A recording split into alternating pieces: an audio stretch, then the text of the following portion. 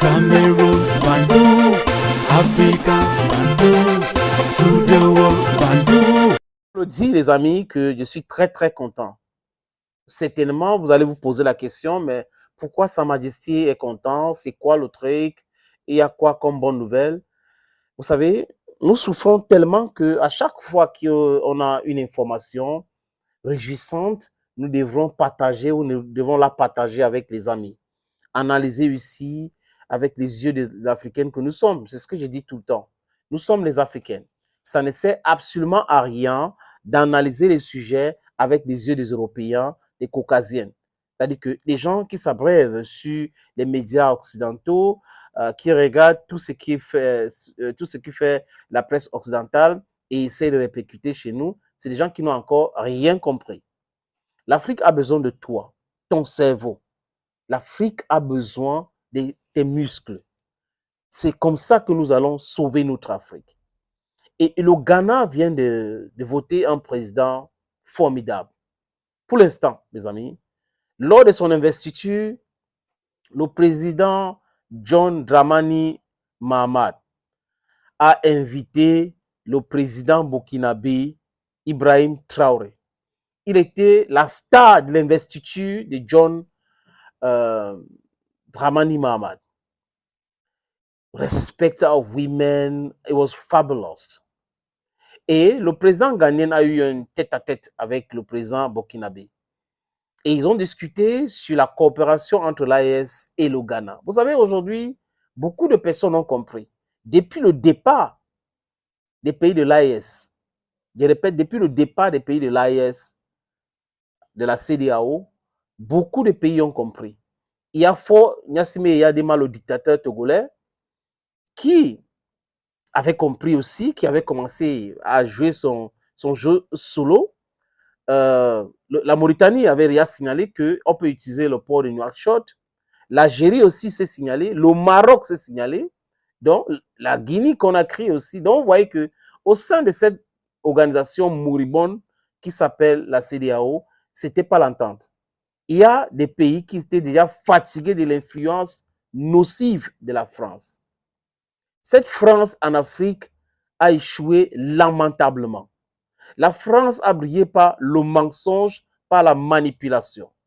Et la France a tiré une balle dans sa propre jambe en Libye et en Côte d'Ivoire. Ce qui s'est passé en 2010 en Côte d'Ivoire et 2011 en Libye was an eye-opener to Africans.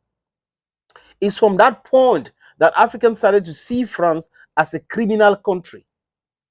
Et les élites françaises n'ont pas bien compris.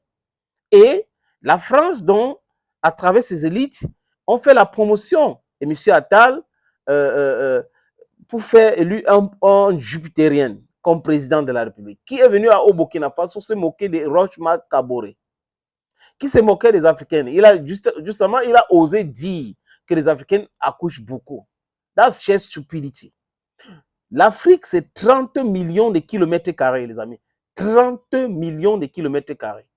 Dans notre continent qui est notre pays, l'Afrique, la France, vous mettez la France à entre, donc du moins l'Europe de l'Ouest. Parce qu'il y a un seul continent qu'on appelle Europe-Asie. Il n'y a pas un continent qu'on appelle l'Europe. L'Europe, ce n'est pas un continent. C'est une partie de l'Euro-Asie. Donc, vous mettez l'Europe de l'Ouest et l'Europe complètement, ça entre. Vous mettez beaucoup de pays en Asie, ça entre. L'Inde, la Chine, ça entre en Afrique. Le Japon entre. L'Australie, ça entre. Les États-Unis d'Amérique, ça entre. Le Canada, ça entre. Voilà l'Afrique pour vous. Mais comptez, les États-Unis comptent combien de personnes? Le Canada, combien? L'Europe occidentale ou l'Europe tout court compte combien de personnes? 450 millions.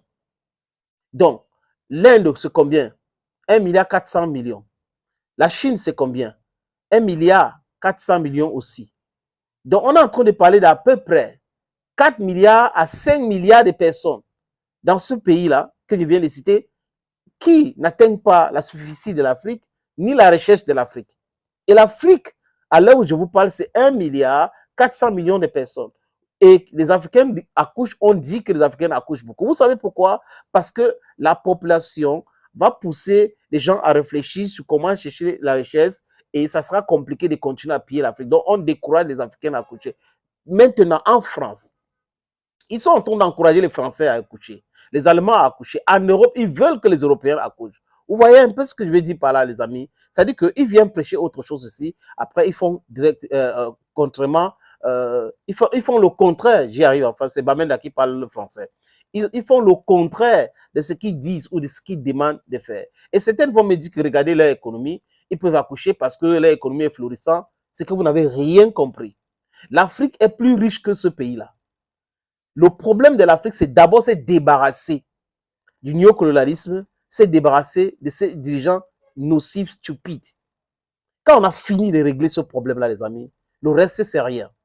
Donc, le président ghanéen a compris que la seule chose qui peut être bénéfique pour son pays, c'est la coopération avec l'AES. Donc, pensez Ghana d'abord. Ce qui profite au Ghana et aux Ghanéens. Et ce qui profite au Ghana et aux Ghanéens, c'est la coopération, je répète, entre le Ghana et les pays de l'AES. Et John Dramani Mahama veut que les pays de l'AES utilisent le port ghanéen à Accra, le port, pour le transport de tous les biens, all the goods. C'est bien réfléchi. Parce que le Ghana partage une frontière avec le Burkina Faso. Dieu est pour tout le monde. Mais nous devons penser à nous. Vous comprenez un peu ce que je veux dire? Donc, il a fait le déplacement. Il était au Niger. Il a rencontré le président Abdourahmane Tiani. Il était au Burkina Faso. Il a rencontré le président Ibrahim Traoré. Il était au Mali où il a rencontré le président malien Assimi Goïta. Et il a parlé uniquement de coopération économique. Et ça a vexé la France. Les médias français. Oh, il est arrivé là-bas dans les pays de l'AES, il n'a pas parlé de la réintégration, j'y arrive enfin, réintégration des pays de l'AES à la CEDEAO. Ça, non, non, non, non. Il est parti parler de la coopération entre le Ghana et la CEDEAO et les pays de l'AES parce qu'il sait pertinemment que it's a journey of no return. Donc, ce n'est pas parce que les médias français plénichent, ce n'est pas parce que France 24 pleure, ce n'est pas parce que LCI pleure, ce n'est pas parce que Ouattara pleure de l'autre côté, ce n'est pas parce que Tinubu pleure de l'autre côté, ce n'est pas parce que Patrick Talon est en train de pleurer que ça va changer grand-chose. Ça ne va jamais changer. Les pays de l'AES ont bien compris le message. Pour se développer, pour se défaire de l'insécurité et du terrorisme, il fallait se séparer de la CEDEAO. La CEDEAO ne lutte pas contre le terrorisme. La CEDEAO, c'est un instrument utilisé par la France et l'Union européenne pour déstabiliser davantage les pays, pour que ces pays-là n'émergent pas et que les Occidentaux restent là à toujours continuer à nous mater. Donc, le président ghanéen a compris le message. Il est pragmatique. Jusqu'à maintenant, il est encore pragmatique. J'espère qu'il va continuer comme ça. C'est la coopération entre l'AES et le Ghana qui est plus important. Si le Niger avait coopéré avec l'AES, exactement la même chose, qui reste dans les bêtises qu'ils appellent la CEDEAO. La CEDEAO ne sert absolument à rien. C'est un truc qui va disparaître. De sitôt, la CEDEAO, bye bye for you. Donc le président ghanéen, il dit encore, je répète, force et courage à vous, monsieur le président. Mr. President, you're making Ghana and Ghanaians proud. You're making Africans proud. Not like the former president, Nana Akufo-Addo, who was a sellout.